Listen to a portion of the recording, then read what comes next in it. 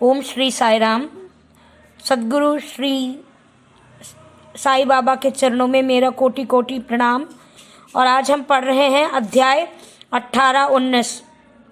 श्री हेमांग पंत पर बाबा की कृपा कैसे हुई, श्री साठे और श्रीमती देशमुख की कथा, उत्तम विचारों को प्रोत्साहन, उपदेश में नवीनता, निंदा संबंधी उपदेश और परिश्रम के लिए मजदूरी। ब्रह्म ज्ञान हेतु लालायित एक धनी व्यक्ति के साथ बाबा ने किस प्रकार व्यवहार किया, इसका वर्णन हेमांग पंत ने गत 2 अध्यायों में किया। अब हेमांग पंत पर किस प्रकार बाबा के अनुग्रह कर उत्तम विचारों को प्रोत्साहन देकर उन्हें फलीभूत किया तथा आत्मोन्नति व परिश्रम के प्रतिफल के संबंध में किस प्रकार उपदेश दिए, इनका इन 2 अध्यायों में वर्णन किया जाएगा। पूर्व विषय यह विदित है कि सद्गुरु पहले अपने शिष्यों की योग्यता पर विशेष ध्यान देते हैं। उनके चित्त को किंचित मात्र भी डावाडोल न करके वे उपयुक्त उपदेश देकर उन्हें आत्मानुभूति की ओर प्रेरित करते हैं। इस संबंध में कुछ लोगों का विचार है कि जो शिक्षा या उपदेश सद्गुरु द्वारा प्राप्त हो उसे अन्य लोगों में प्रसारित न करना चाहिए। उनकी ऐसी धारणा कि उसे प्रकट कर देने से उसका महत्व घट जाता है, यथार्थ में यह दृष्टिकोण संकुचित है। सद्गुरु तो वर्षा ऋतु के मेघ सदृश हैं जो सर्वत्र एक समान बरसते हैं, अर्थात वे अपने अमृत तुल्य उपदेशों को विस्तृत क्षेत्र में प्रसारित करते हैं। प्रथमतः उनके सारांश को ग्रहण कर आत्मसात कर लें और फिर संकीर्णता से रहित होकर अन्य लोगों में विचार करें। यह नियम जागृत और स्वप्न दोनों अवस्थाओं में प्राप्त उपदेशों के लिए है। उदाहरणार्थ, बुद्ध कौशिक ऋषि ने स्वप्न में प्राप्त प्रसिद्ध राम रक्षा स्तोत्र साधारण जनता के हितार्थ प्रकट कर दिया था। जिस प्रकार एक दयालु माता बालक के उपचारार्थ कड़वी औषधि का बलपूर्वक प्रयोग करती है, उसी प्रकार श्री साई बाबा भी अपने भक्तों के कल्याणार्थ ही उपदेश दिया करते हैं। वे अपनी पद्धति गुप्त न रखकर पूर्ण स्पष्टता को ही अधिक बल देते थे। इसी कारण जिन भक्तों ने उनके उपदेश का पूर्णतः पालन किया वह अपने ध्येय की प्राप्ति में सफल हुए। श्री साई बाबा जैसे सद्गुरु की ज्ञान चक्षु को खोलकर आत्मा की दिव्यता का अनुभव देने में समर्थ हैं। विषय वासनाओं से आसक्ति नष्ट करके वे भक्तों की इच्छाओं को पूर्ण कर देते हैं, जिसके फलस्वरूप ज्ञान और वैराग्य प्राप्त होकर ज्ञान की उत्तरोत्तर उन्नति होती रहती है। यह सब केवल उसी समय संभव है जब हमें सद्गुरु का सानिध्य प्राप्त हो तथा सेवा के पश्चात हम उनके प्रेम को प्राप्त कर सकें। तभी भगवान भी, जो भक्त काम कल्पतरु हैं, हमारी सहायतार्थ आ जाते हैं। वे हमें कष्टों और दुखों से मुक्त कर सुखी बनाते हैं। यह सब प्रकृति केवल सद्गुरु की कृपा से ही संभव है, जो कि स्वयं ईश्वर के प्रतीक है। इसीलिए हमें सद्गुरु की खोज में सदैव रहना चाहिए। अब हम मुख्य विषय की ओर आते हैं। श्री साठे, एक महानुभाव का नाम श्री साठे था। काफरंड के शासन में कई वर्ष पूर्व उन्हें ख्याति प्राप्त हो चुकी थी। इस शासन का बंबई के गवर्नर लॉर्ड रे ने दमन कर दिया था। श्री साठे को व्यापार में अधिक हानि हुई और परिस्थितियां प्रतिकूल होने के कारण उन्हें बड़ा धक्का लगा। वे अत्यंत दुखित और निराश होकर अशांत होने के कारण घर छोड़कर किसी एकांत स्थान में वास करने के विचार करने लगे। बहुधा मनुष्यों को ईश्वर की स्मृति आपत्ति काल और दुर्दिनों में ही आती है और उनका विश्वास भी ईश्वर की ओर ऐसे ही समय बढ़ जाता है। तभी वे कष्टों के निवारणार्थ उनसे प्रार्थना करने लगते हैं। यदि उनके पाप कर्म शेष न रहे हों तो भगवान भी उनकी भेंट किसी संत से करा देते हैं, जो उनके कल्याणार्थी उचित मार्ग का निर्देश करते हैं। ऐसे ही श्री साठे के साथ भी हुआ। उन्हें उनके एक मित्र उन्हें शिरडी जाने की उन्हें सलाह दी, जहां मन की शांति को प्राप्त करने और इच्छा के निर्मित देश देश के कोने कोने से लोग झुंड झुंड से आ रहे हैं। उन्हें यह विचार अति रुचिकर प्रतीत हुआ और सन 1917 में वो शिरडी आ गए। बाबा के सनातन पूर्ण ब्रह्म दीप्तिमान निर्मल और विशुद्ध स्वरूप के दर्शन कर उनके मन की व्यग्रता नष्ट हो गई और उनका चित्त शांत हो गया।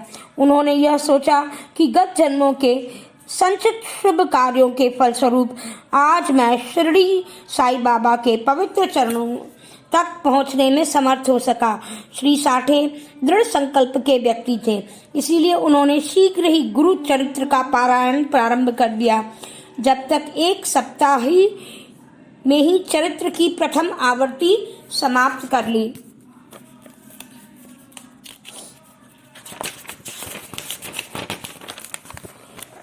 तब बाबा ने उसी रात्रि एक स्वप्न में उन्हें दर्शन दिया जो इस प्रकार है।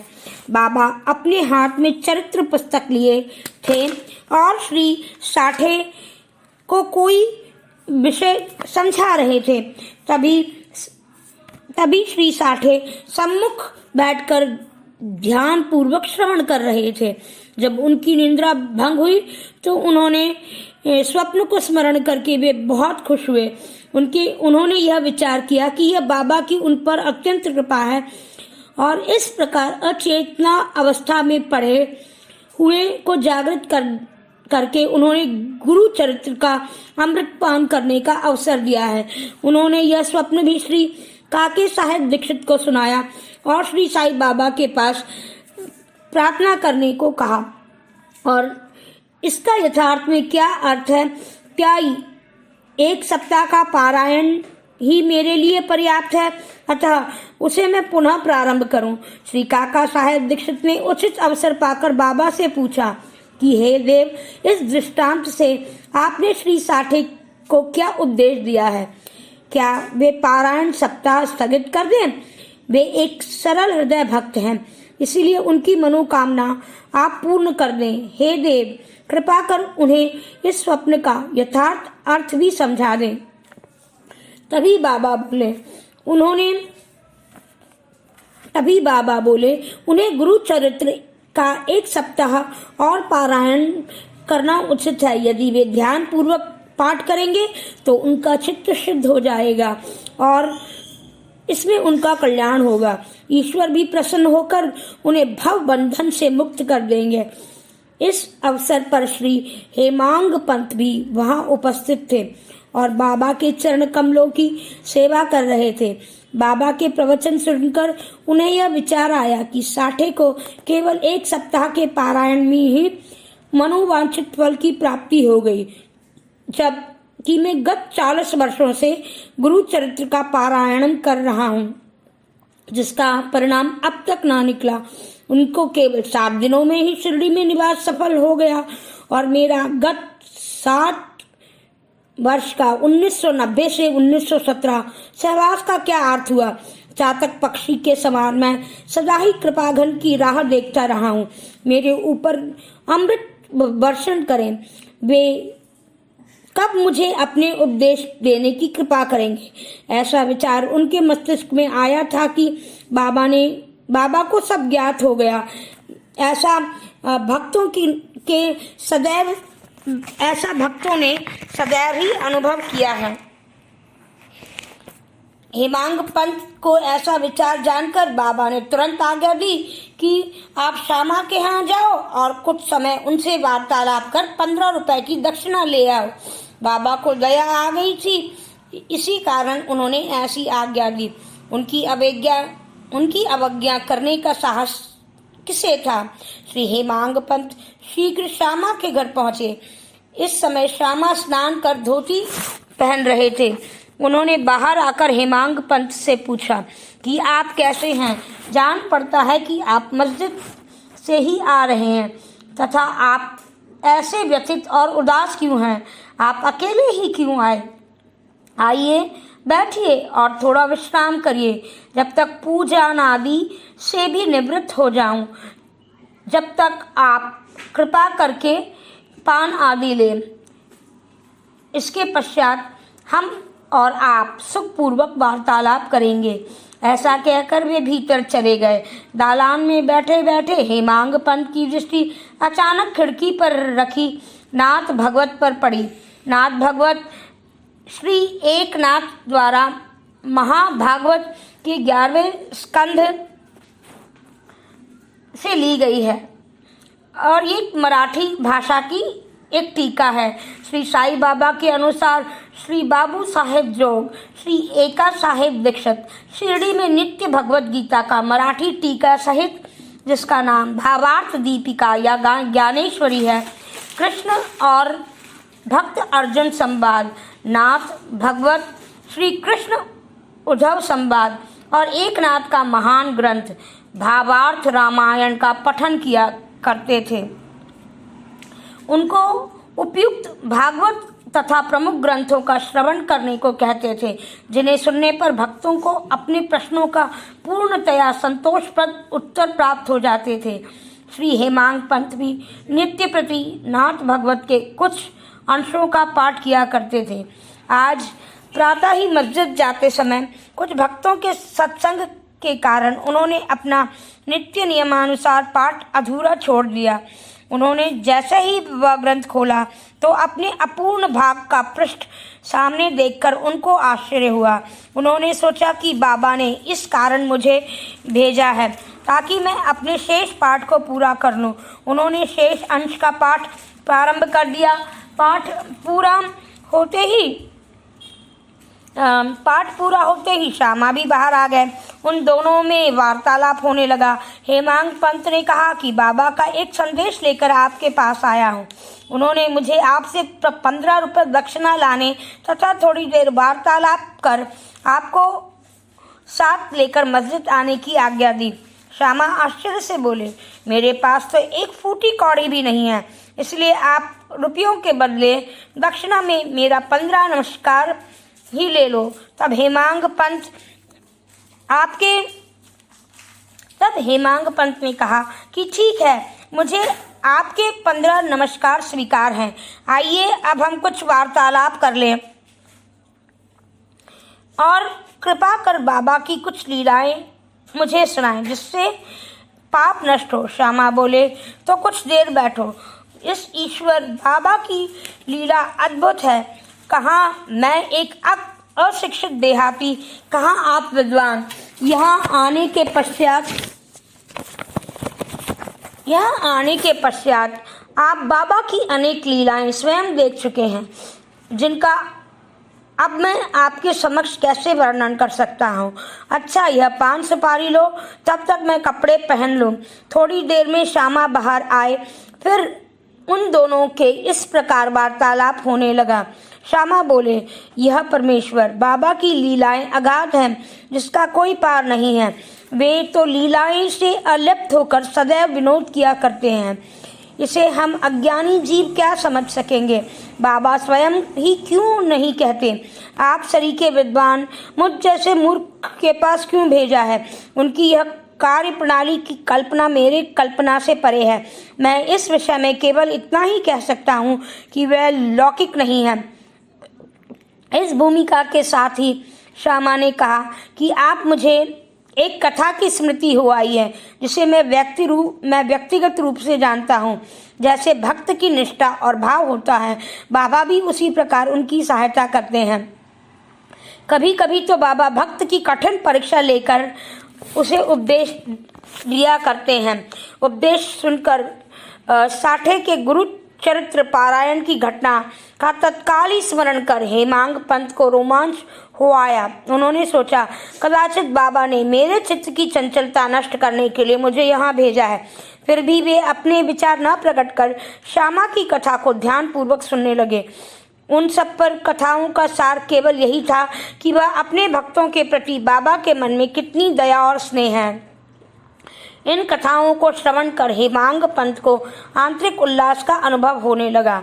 तब श्यामा ने नीचे लिखी कथा कही।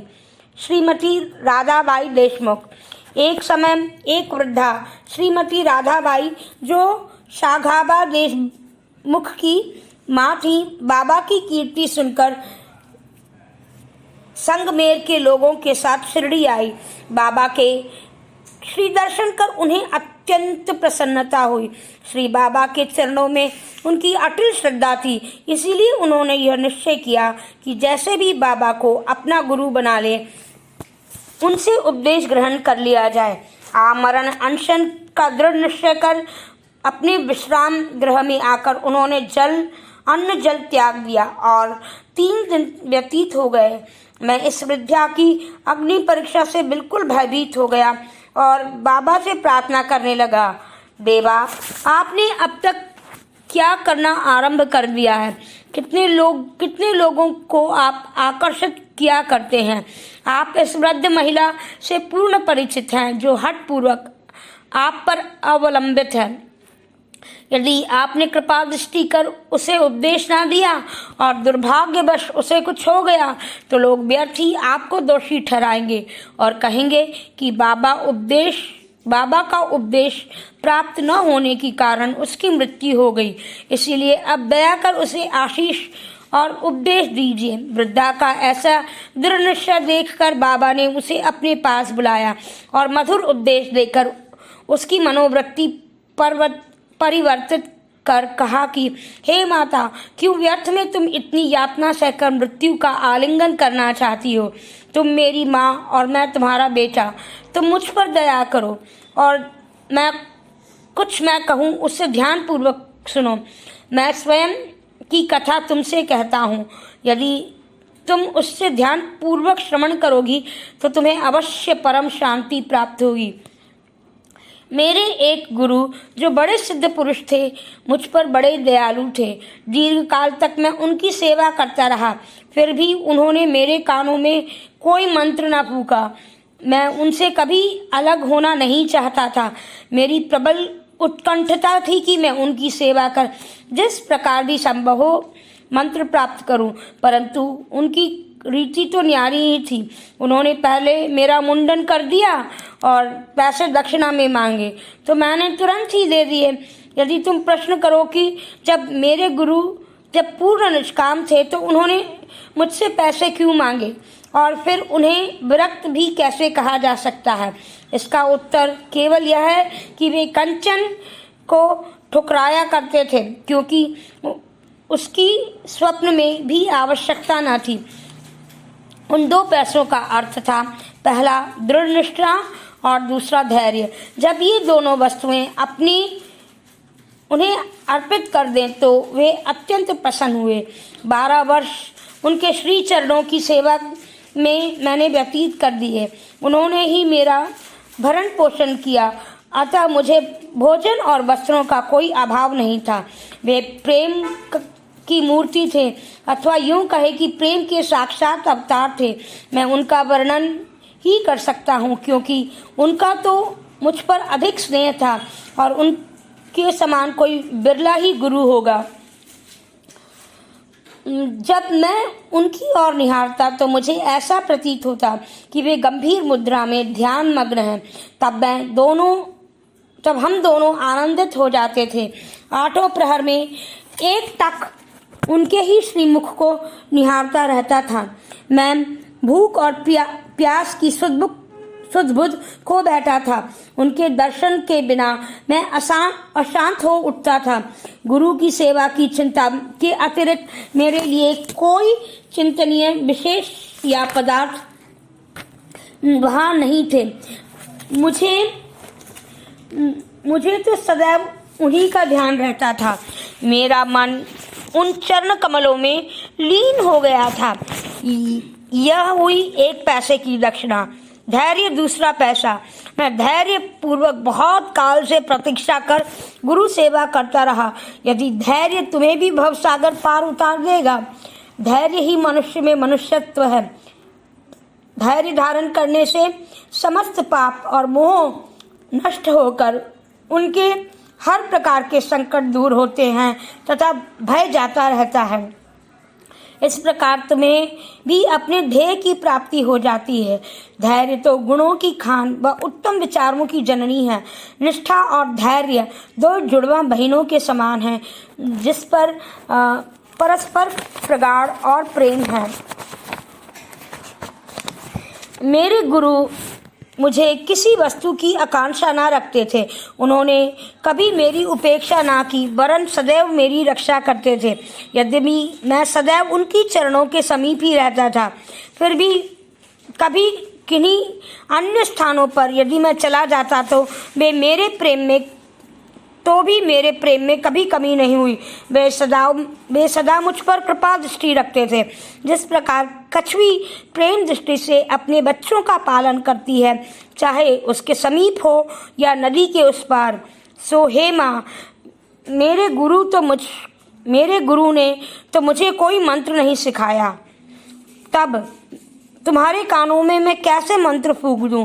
केवल इतना ध्यान रखो कि गुरु भी कछुई के समान ही अपनी प्रेम दृष्टि से हमें संतोष प्रदान करता है। इस कारण व्यर्थ में किसी से उपदेश प्राप्त करने का प्रयत्न मत करो। मुझे ही अपने विचारों तथा कर्मों का मुख्य ध्येय बना लो और तुम्हें निसंदेह ही परमार्थ की प्राप्ति हो जाएगी। मेरे ओर अनन्य भाव से देखो, मैं तुम्हारी सदा रक्षा करूँगा।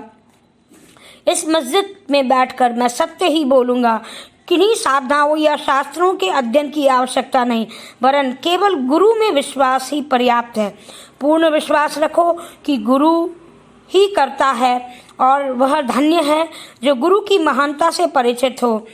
उसे हरि, हर और ब्रह्म का अवतार समझा जाता है। इस प्रकार समझाने से वृद्ध महिला को सांत्वना मिली। उसने बाबा का नमन कर उपवास त्याग दिया। यह कथा ध्यानपूर्वक एकाग्रता से श्रवण कर तथा उनके उपयुक्त अर्थ पर विचार कर हेमांग पंत को बड़ा आश्चर्य हुआ। उनका हृदय भर आया। उन्हें रोमांच हो उठा। अत्यंत आनंद विभोर हो जाने के कारण उनका कंठ रुद्ध हो गया।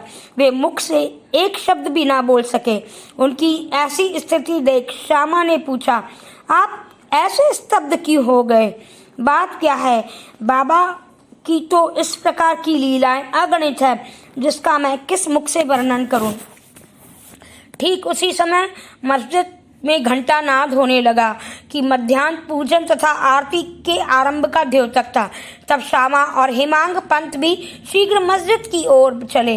बाबू साहेब जोग ने पूजन आरंभ कर दिया था। स्त्रियां मस्जिद में ऊपर खड़ी थी और पुरुष वर्ग नीचे मंडप में। सब उच्च स्वरों में वाद्यों के साथ आरती गा रहे थे। तभी हेमांग पंत का हाथ पकड़े श्यामा भी ऊपर पहुंचे और बाबा के दाहिनी ओर हेमांग पंत के साथ बैठ गए। उन्होंने देखकर बाबा ने श्यामा से लाई हुई दक्षिणा के बारे में पूछा। तब हेमांग पंत ने उत्तर दिया कि उन्होंने रुपयों के बदले श्यामा ने मेरे द्वारा आपको 15 नमस्कार भेजे हैं। तो आप मुझे ये बताओ कि तुम दोनों आपस में किस विषय में वार्तालाप कर रहे थे।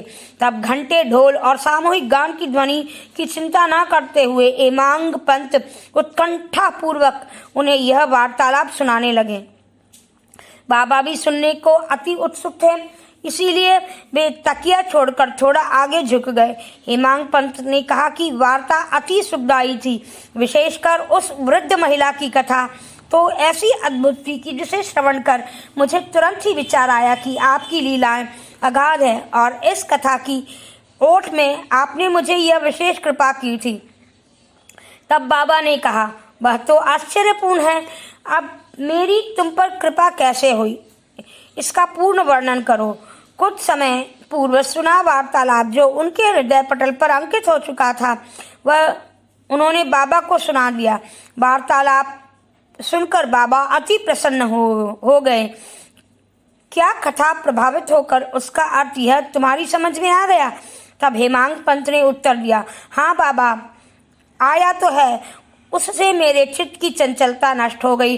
अब यथार्थ में मैं वास्तविक शांति और सुख का आनंद अनुभव कर रहा हूँ तथा मुझे सत्य मार्ग पर चलने का पता चल गया है। तब बाबा बोले, सुनो, मेरी पद्धति भी अद्वितीय है। यदि इस कथाओं का स्मरण रखोगे तो यह बहुत उपयोगी सिद्ध होगी। आत्मज्ञान प्राप्त करने के लिए ध्यान अत्यंत आवश्यक है। यदि तुम इसका निरंतर अभ्यास करते रहोगे तो कुप्रवृत्तियां शांत हो जाएंगी। तुम्हें आसक्ति होकर सदैव ईश्वर का ध्यान करना चाहिए जो सर्व प्राणियों में व्याप्त है। और जब इस प्रकार मन एकाग्र हो जाएगा तो ध्येय की प्राप्ति हो जाएगी। मेरे निराकार सच्चिदानंद स्वरूप का ध्यान करो, जैसे कि तुम्हें दिन रात यहाँ देखते हो। इस प्रकार तुम्हारी प्रवृत्तियां केंद्रित हो जाएंगी और ध्यान और ध्येय पृथक्त्व नष्ट हो जाएगा। ध्याता चैतन्य से एकत्व को प्राप्त कर ब्रह्म के साथ अभिन्न हो जाएगा। कछुई नदी के इस किनारे पर रहती है और बच्चे दूसरे किनारे पर। न वह उन्हें दूध पिलाती है और न ही हृदय से लगा लेती है, वरन केवल उसकी प्रेम दृष्टि ही उनका भरण पोषण करती है। छोटे बच्चे भी कुछ न करके केवल अपनी माँ का ही स्मरण करते रहते हैं। उन छोटे छोटे बच्चों पर कछुई की केवल दृष्टि ही उनके अमृत तुल्य आहार और आनंद प्रदान करती है। ऐसा ही गुरु और शिष्य का संबंध भी है। बाबा ने ये अंतिम शब्द कहे ही थे कि आरती समाप्त हो गई और सबने उच्च स्वर में श्री सच्चिदानंद सद्गुरु साईनाथ महाराज की जय बोली। प्रिय पाठकों, कल्पना करो कि हम सब भी इस समय उसी भीड़ में जय जयकार में सम्मिलित हैं। आरती समाप्त होने पर प्रसाद वितरण हुआ। बाबू साहेब जोग हमेशा की तरह आगे बढ़े और बाबा को नमस्कार कर कुछ मिश्री का प्रसाद दिया। यह मिश्री हेमांग पंत को देकर वो बोले, यदि तुम्हें यह कथा अच्छी लगी और तो तुम इसे सदैव स्मरण रख सकते हो। तुम्हारी भी स्थिति मिश्री के समान मधुर होकर समस्त इच्छाएं पूर्ण हो जाएंगी और तुम सुखी हो जाओगे। हेमांग पंत ने बाबा को साष्टांग प्रणाम किया और स्तुति की, प्रभो इसी प्रकार दया कर सदैव हमारी रक्षा करते रहो। तब बाबा ने आशीर्वाद देकर कहा, इन कथाओं को श्रवण कर नित्य मनन और नित्य ध्यान आसन कर तत्व को ग्रहण करो। तब तुम्हें ईश्वर की सदा स्मरण तथा ध्यान बना रहेगा और वह स्वयं तुम्हारे समक्ष और स्वरूप का प्रकट कर देंगे। प्यारे पाठकों, हेमांग पंत को उस मिश्री का प्रसाद भली भांति मिला जो हमें इस कथामृत के पान का अवसर प्राप्त हुआ। आओ अब हम इस कथा का मनन करें तथा उसका सार ग्रहण कर बाबा की कृपा से स्वस्थ और सुखी हो जाएं। 19वें अध्याय के अंत में हेमांग पंत ने कुछ और भी विषयों का वर्णन किया है जो यहाँ दिए जा रहे हैं। उनके बर्ताव के संबंध में बाबा का उपदेश नीचे दिए अमूल्य वचन सर्वसाधारण भक्तों के लिए हैं। यदि उन्हें ध्यान में रखकर आचरण में लाया जाए तो सदैव ही कल्याण होगा। जब तक किसी से पूर्व नाता या संबंध ना हो तब तक कोई भी किसी के समीप नहीं जाता। यदि मनुष्य या प्राणी तुम्हारे समीप आए हैं तो उसे अब भद्रता से ना ठुकराओ, उसका स्वागत आदर पूर्वक करो। यही तृषित को जल, सुधा, पीड़ित को भोजन और नंगे को वस्त्र और आगंतुक को दलान विश्राम करने को दोगे तो भगवान श्री हरि तुमसे निसंदेह प्रसन्न होंगे। यदि कोई तुमसे द्रव्य याचना करे और तुम्हारी इच्छा देने की ना हो तो ना दो, परंतु उसके साथ अभद्र व्यवहार मत करो। तुम्हारी कोई कितनी भी निंदा क्यों न करे फिर भी कटु उत्तर देकर उस पर क्रोध मत करो। यदि इस प्रकार ऐसे प्रसंगों से सदैव बचते रहोगे तो यह निश्चित है कि तुम सुखी रहोगे। संसार चाहे उलट पुलट हो जाए परंतु तुम्हें स्थिर रहना चाहिए। सदा अपने स्थान पर दृढ़ रहकर गतिमान दृश्य को शांति पूर्वक देखो। एक को दूसरे से अलग रखने वाले भेद द्वैत को दीवार नष्ट कर दो, जिससे अपना मिलन पथ सुगम हो जाए। द्वैत भाव अर्थात मैं और तू ही भेद वृत्ति है जो शिष्य को अपने गुरु से पृथक कर देती है। इसीलिए जब तक इनका नाश न हो जाए तब तक अभिन्नता प्राप्त करना असंभव है। अल्लाह मालिक और ईश्वर ही सर्वशक्तिमान है और उसके सिवा अन्य कोई संरक्षण करता नहीं है। उनकी कार्य प्रणाली अलौकिक, अनमोल और कल्पना से परे है। उनकी इच्छा से ही सब कार्य होते हैं। वे मार्ग प्रदर्शन कर सब इच्छाएं पूर्ण करते हैं। ऋणानुबंध के कारण ही हमारा संगम होता है। इसीलिए हमें परस्पर प्रेम कर एक दूसरे की सेवा कर संतुष्ट रहना चाहिए, जिनसे अपने जीवन का ध्येय ईश्वर दर्शन पा लिया है वह धन्य है और सुखी है। दूसरे तो केवल कहने को ही जब तक प्राण है तब तक जीवित हैं। उत्तम विचारों को प्रोत्साहन। यह ध्यान देने योग्य है कि श्री साईं बाबा सदैव उत्तम विचारों को ही प्रोत्साहन दिया करते थे। इसीलिए यदि हमें प्रेम और भक्ति अनन्य भाव से उनकी शरण में जाएं तो हमें भी अनुभव हो जाएगा कि वे अनेक अवसरों पर हमें किस प्रकार सहायता पहुंचाते हैं। किसी संत का कथन है कि यदि प्रातः काल तुम्हारे हृदय में कोई उत्तम विचार उत्पन्न हो, यदि तुम उसका स्मरण दिन भर करते रहते हो तो तुम्हारा विवेक अत्यंत विकसित और चित्त प्रसन्न रहता है। हेमांग पंत को भी ऐसा अनुभव करना चाहते थे। इसीलिए यह पवित्र शिरडी भूमि पर अगले गुरुवार के समूचे दिन नाम स्मरण और कीर्तन में ही व्यतीत करूं, ऐसा विचार कर वे सो रहे थे।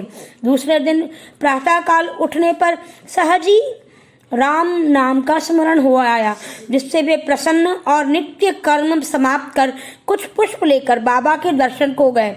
जब वे दीक्षित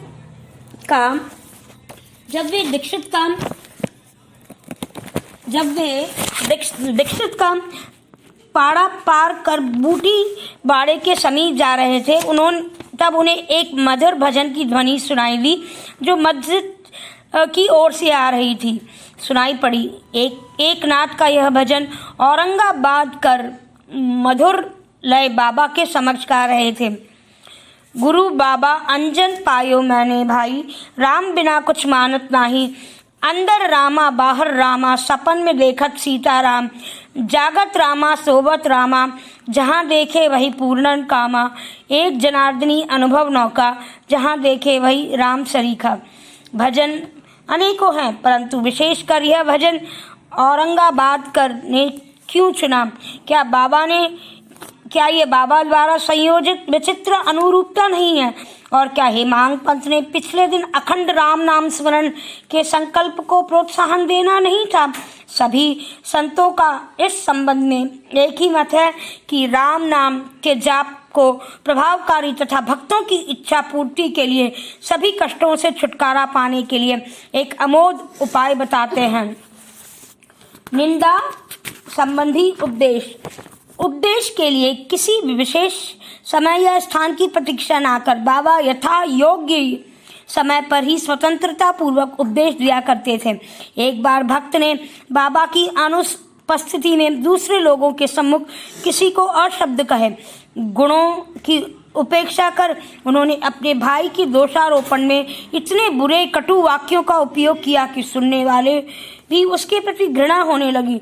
बहुधा देखने में आता है कि लोग व्यर्थ ही दूसरों की निंदा और झगड़ा कर बुराइयां उत्पन्न करते हैं। संत तो निंदा को दूसरी ही दृष्टि से देखा करते हैं। उनका कथन है कि शुद्धि के लिए अनेक विधियों में मिट्टी, जल और साबुन पर्याप्त होते हैं, परंतु निंदा करने वालों की उपयोगिता भिन्न ही होती है। वे दूसरों के दोषों को केवल अपनी जिह्वा से ही दूर करते हैं और इस प्रकार दूसरों की निंदा कर उनका उपकार ही किया करते हैं, जिनके लिए वे धन्यवाद के पात्र हैं। निंदक को उचित मार्ग पर लाने के लिए साईं बाबा की पद्धति सर्वदा ही भिन्न थी। वे तो सर्वज्ञ थे, इसीलिए उस निंदक के कार्य को वे समझ गए। निंदक न्यारे राखिए आंगन कुटी छबाए, बिन पानी बिन साबना निर्मल हो सुभाए। मध्याह्न में जब लेंडी के समीप उससे भेंट हुई तब उन्होंने बिष्टा खाते हुए एक सुअर की उंगली उठाकर कहा, देखो वह कितने प्रेम पूर्वक मिष्ठा खा रहा है। तुम जी भर अपने भाइयों को सदा अपशब्द कहते रहे हो। यह तुम्हारा आचरण ठीक उसी के सदृश है। अनेक शुभ कार्यों के परिणाम स्वरूप तुम्हें मानव तन प्राप्त हुआ है, और इसीलिए यदि तुम किसी प्रकार आचरण किया तो शिरडी की क्या सहायता कर सकोगे। भक्त ने यह उपदेश ग्रहण किया और वहां से चला गया। तब प्रसंगानुसार वे उपदेश दिया करते थे। यदि ध्यान देकर नित्य पालन किया जाए तो आध्यात्मिक ध्येय अधिक दूर ना होगा। यह कहावत प्रचलित है, यदि मेरा श्री हरि होगा तो मुझे चारपाई पर बैठे बैठे भोजन आ जाएगा। यह कहावत भोजन और वस्त्र के विषय में सत्य प्रतीत होती है, परंतु यदि यह विश्वास आलस्य वश बैठा है तो आध्यात्मिक क्षेत्र में कुछ प्रगति न होकर उल्टे पतन की घोर अंधकार के निमग्न हो जाता है। इसलिए आत्मानुभूति की प्राप्ति के लिए प्रत्येक को अनवरत परिश्रम करना चाहिए। जितना प्रयत्न होगा उतना ही लाभप्रद होगा। बाबा ने कहा, मैं तो सर्वव्यापी हूँ और विश्व के समस्त भूतों में चराचर व्याप्त रहकर भी अनंत हूँ। केवल उनके भ्रम निवारणार्थ ही जिनकी दृष्टि में वे 3.5 हाथ के मानव थे, स्वयं सगुण रूप धारण कर अवतरण हुए। इसीलिए जो भक्त अन्य भाव से उनकी शरण में आए हैं, उन्हें दिन रात ही उनका ध्यान करना चाहिए और इससे उन्हें अभिन्नता प्राप्त होती है।